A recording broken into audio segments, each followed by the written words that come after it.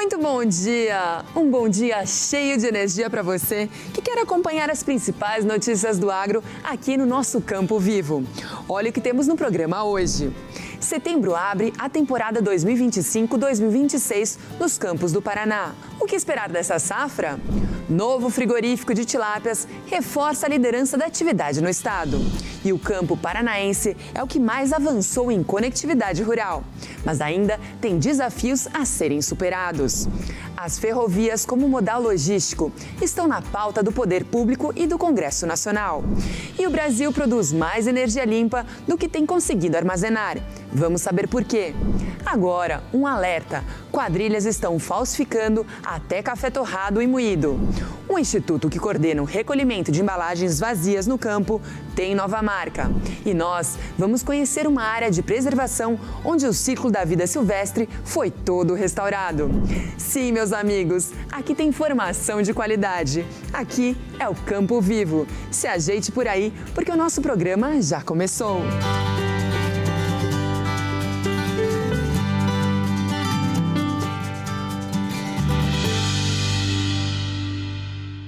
E vamos começar o nosso programa falando sobre o plantio de verão. A soja deve ter um pequeno aumento na área plantada e o Paraná deve ter mais milho semeado nesta temporada. Esse é o primeiro aumento desde 2010, quando o estado começou a diminuir áreas com cereal na primeira safra. Vamos saber por quê com o técnico do DERAL, Edmar Gervásio. O plantio de milho no estado do Paraná da primeira safra deve ter um incremento de área neste ciclo. São esperados, na primeira estimativa do DERAL, aproximadamente 315 mil hectares que deverão ser plantados ao longo de agosto e setembro. Esse volume de área é em torno de 12% maior que o ciclo anterior. E, se confirmado esse volume de área, devemos colher mais de 3 milhões de toneladas do cereal no estado. Já em relação à soja, o plantio deve ser realizado em aproximadamente 5,8 milhões de hectares. Isso representa um crescimento marginal em relação à última safra de aproximadamente 0,6%. Se confirmado esse volume de área e em condições normais, devemos produzir mais de 22 milhões de toneladas de soja nesse ciclo. O crescimento de soja em termos de área e de milho deve-se principalmente à redução da área de feijão e em algumas situações a área evoluiu sobre áreas de pastagem. E o Paraná tem mais um abatedouro de peixes. A unidade é de uma cooperativa familiar de criadores e fica no Noroeste. Vamos até lá. O frigorífico fica no município de Cruzeiro do Sul e recebeu R$600 mil do governo do estado através do programa Coopera Paraná. Outros R$7,5 milhões foram liberados pelo Pronaf. A capacidade de abate é de até 15 mil quilos por dia. A obra já tem o selo do Serviço de Inspeção Federal, o CIF. 123 associados da Cooperativa da Agricultura Familiar da região noroeste do Paraná, a Copersul, criam tilápias em tanques-rede no rio Paranapanema. Há 4 anos, surgiu o projeto de colocar a produção no mercado nacional. Para isso, era preciso o abatedouro. No início, serão oferecidos filés de tilápia. A Copersul espera ampliar o atendimento a pequenos e médios supermercados das regiões norte e noroeste do Paraná e oeste de São Paulo. Os produtos já saem com selo da agricultura familiar. A expectativa é que o novo frigorífico ajude a manter a criação de peixes como fonte de renda para os pequenos produtores. Também aumente as vagas de trabalho na região. Os impactos e desafios da tecnologia no campo foram discutidas no Dia da Agricultura Digital, promovido pela Embrapa. E o Paraná está na frente em conectividade rural. Vamos acompanhar a reportagem. Foi-se o tempo que o campo era visto como sinônimo de atraso. A profissionalização da produção agropecuária e a democratização no acesso a novas tecnologias revolucionou o campo e inverteu o fluxo migratório das metrópoles para o interior. A agricultura digital não é o futuro, ela já é hoje. Os drones, os dispositivos, os sensores já estão no campo, sinalizando uma grande realidade de uma agricultura tão pujante, tão importante como é a agricultura brasileira e como a agricultura tem crescido no mundo. Atualmente, 1 a cada 4 brasileiros atua no agronegócio. Segundo o CPEA, são mais de 28 milhões de trabalhadores. A produtividade no setor disparou. Em 20 anos, o Produto Interno Bruto nominal cresceu mais de 400%. Mas junto com grandes resultados, vem também grandes responsabilidades. A responsabilidade hoje de quem trabalha com agricultura digital é muito grande. É viabilizar esse planeta. Plantando em menos áreas, a gente está conseguindo mais resultado.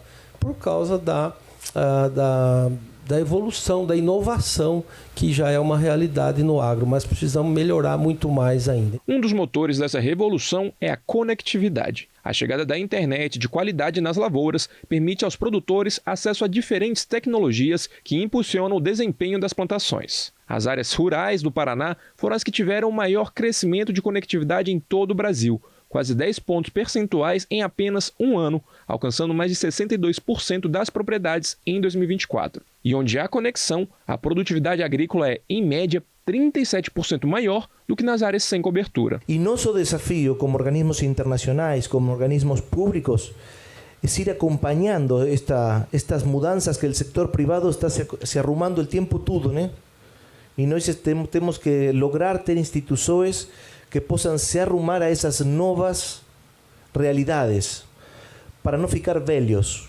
O empenho agora é preparar os produtores rurais a operarem essas novas tecnologias. Uma inteligência artificial desenvolvida pela Embrapa em parceria com o governo federal está em fase de testes e deve ser lançada nos próximos meses. Essa iniciativa faz parte da política nacional para disponibilizar assistência técnica e extensão rural na palma da mão dos agricultores, a partir do uso de plataformas digitais. A estatal brasileira é fundamental nessa expansão. Há 40 anos, a Embrapa inaugurava a unidade de pesquisa de agricultura digital e ajudava a mudar o eixo da produção agrícola das zonas temperadas para os trópicos, com muita ciência, tecnologia e sustentabilidade. Agora, com a realização da Conferência das Nações Unidas sobre Mudanças Climáticas no coração da Amazônia, a meta vai ser mostrar ao mundo todo esse trabalho. A gente tem que usar a COP como um momento de reafirmar, né, o protagonismo da ciência, andando lado a lado, junto com a agricultura brasileira, para poder dizer que a agricultura é parte da solução, não tem como discutir, né, mudanças do clima sem discutir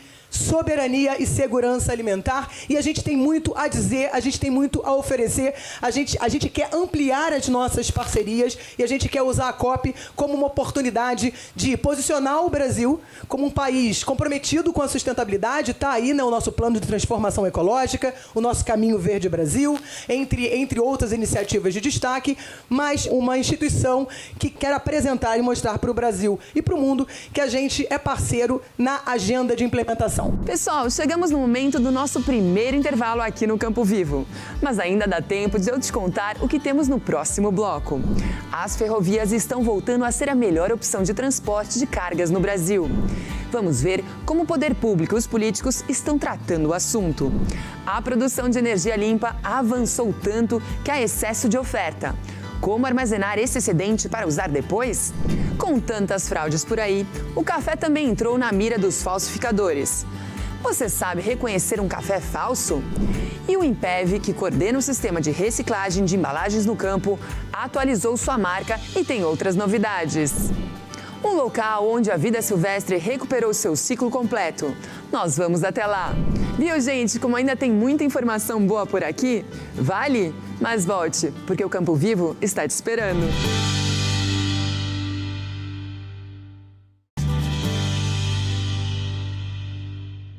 E o Campo Vivo está de volta. Aqui é assim, a gente sempre com muita disposição para compartilhar as notícias do agro com você. O Marco Legal das Ferrovias foi sancionado em 2021, mas nenhum projeto foi implantado até agora. O governo federal quer rever a lei e o Congresso Nacional criou um grupo de estudo sobre o tema. Vamos acompanhar os detalhes agora. O Brasil já foi referência internacional no quesito ferrovias.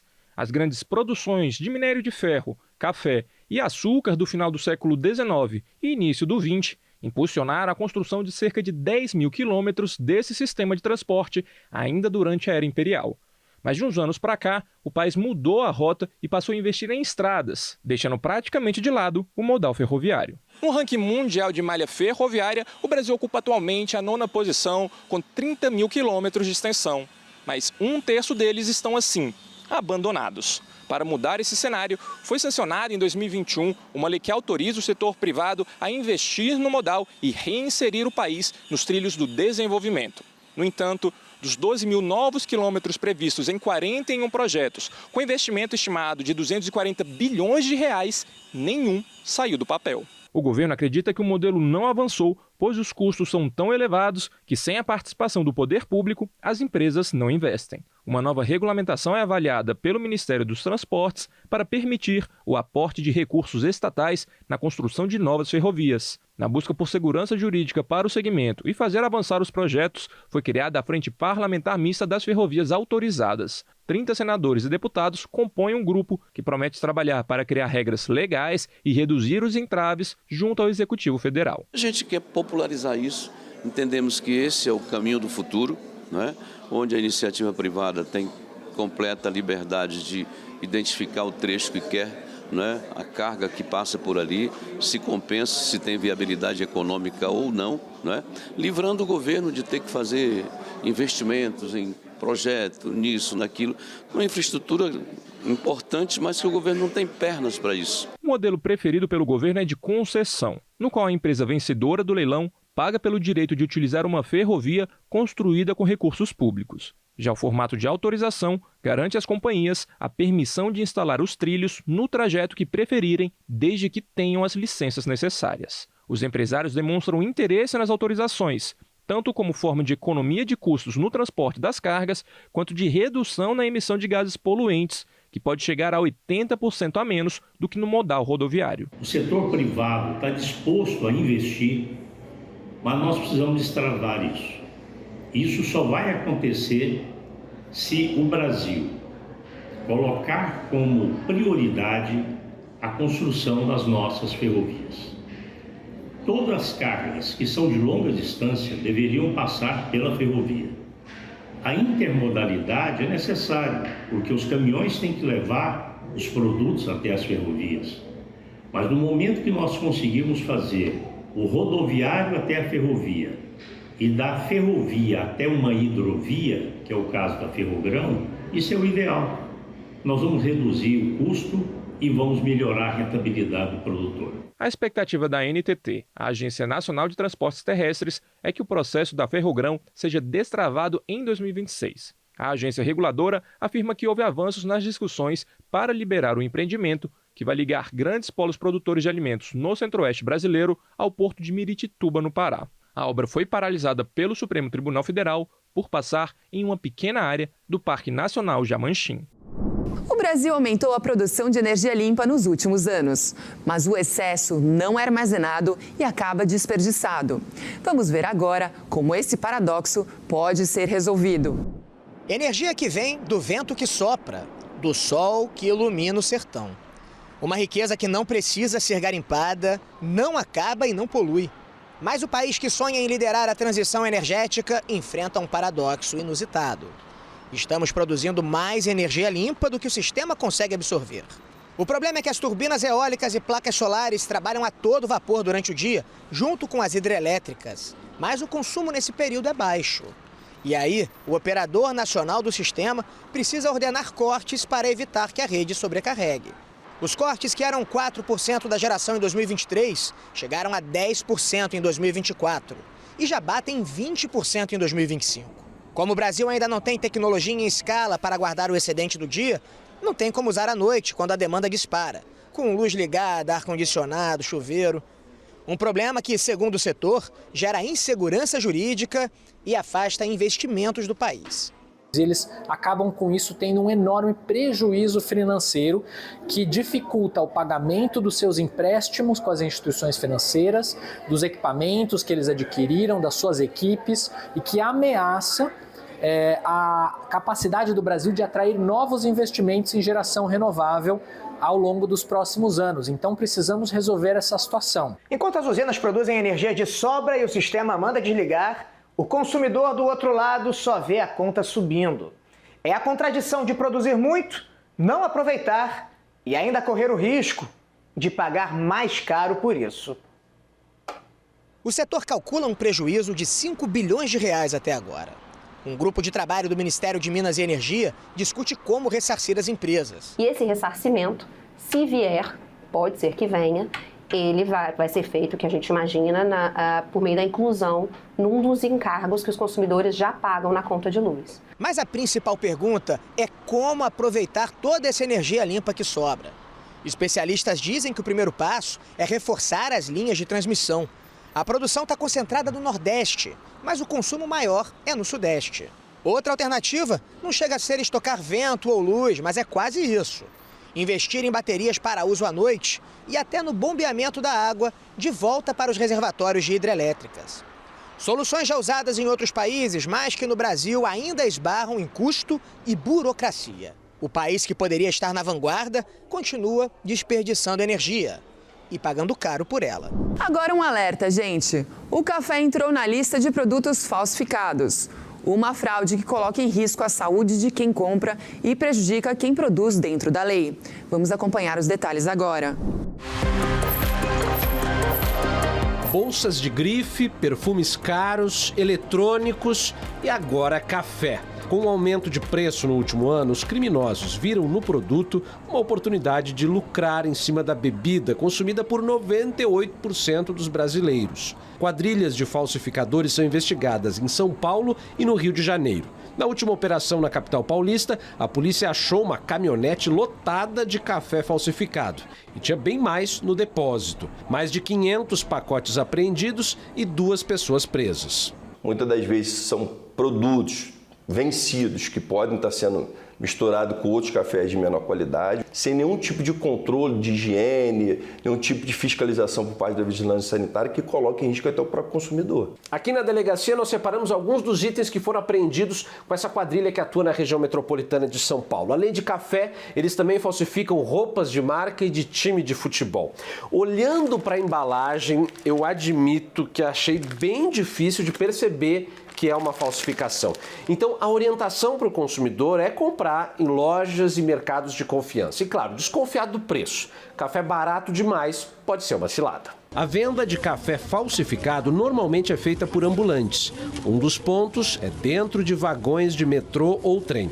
Mas a polícia também identificou a venda ilegal em pequenos mercados. São produtos que são impuros, faz mal à saúde e ao bolso do consumidor, desrespeitando não apenas o consumidor, mas as empresas sérias que trabalham com a certificação dada pela ABIC há décadas, protegendo o consumidor e elevando a qualidade do café brasileiro. E nós vamos para mais um rápido intervalo aqui no Campo Vivo. Mas ainda tem um bloco do programa cheio de informação para você. Olha só. O instituto que coordena o sistema Campo Limpo atualizou sua marca e tem mais novidades no INPEV. Animais silvestres que vivem seu ciclo completo na mata. Nós vamos te levar para uma área de serra onde essa recuperação está comprovada. Tudo isso logo mais aqui no Campo Vivo. Eu te espero!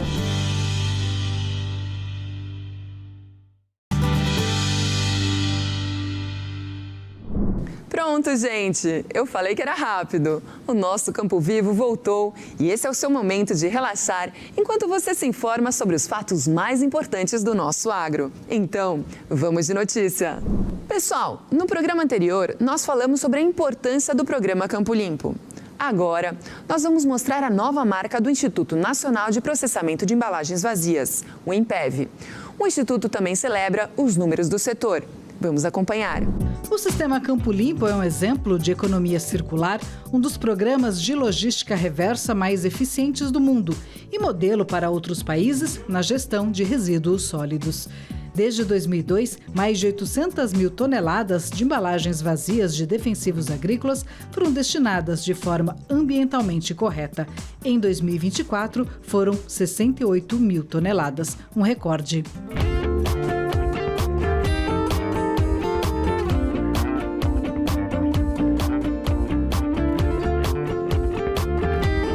Em Em 2025, o Sistema Campo Limpo ganhou uma nova assinatura, uma nova marca, Por um Destino Melhor.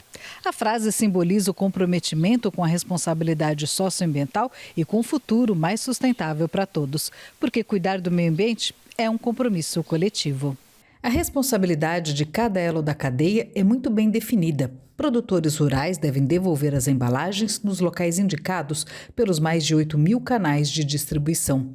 A indústria, representada pelo INPEV, faz a destinação correta do material e o poder público licencia as unidades de recebimento. São 103 centrais e 308 postos. Mais de 2 milhões de propriedades rurais em todo o país já foram impactados.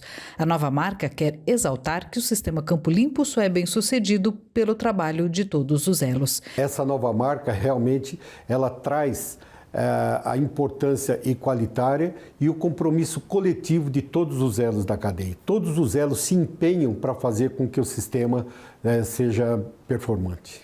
Por um destino melhor, não só dos materiais que nós damos à destinação ambientalmente correta, mas um destino melhor para todos nós, como seres humanos, para todos nós que somos habitantes desse planeta que nós precisamos preservar.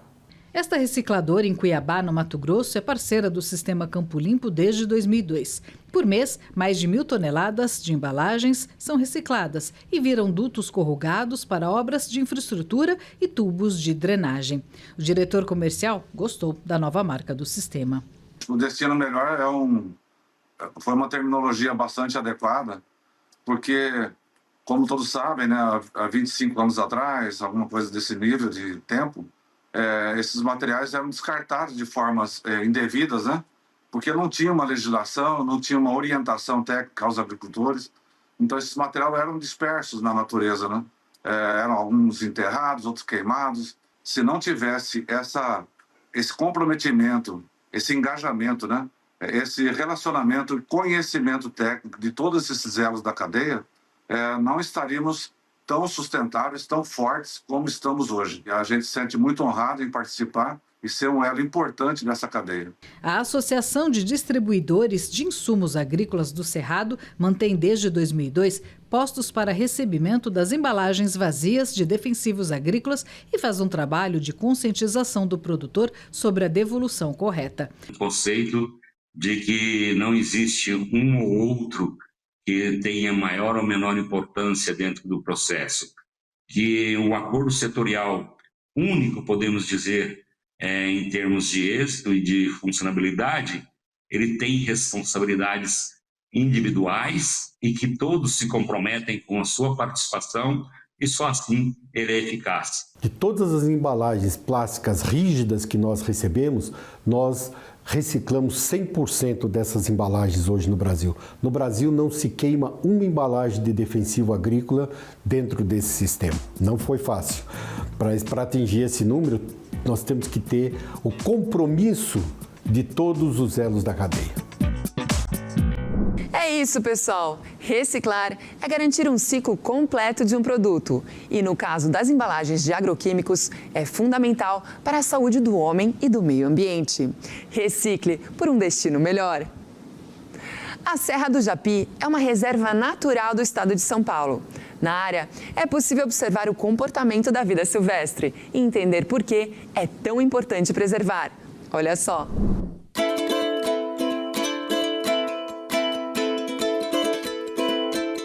Bem pertinho da maior cidade do país, um corredor verde. Estamos na Serra do Japi, uma cadeia montanhosa de 354 quilômetros quadrados. As biólogas Joyce e Júlia trabalham em uma das propriedades da região. Daqui para frente, a gente entra numa área de preservação aqui da fazenda.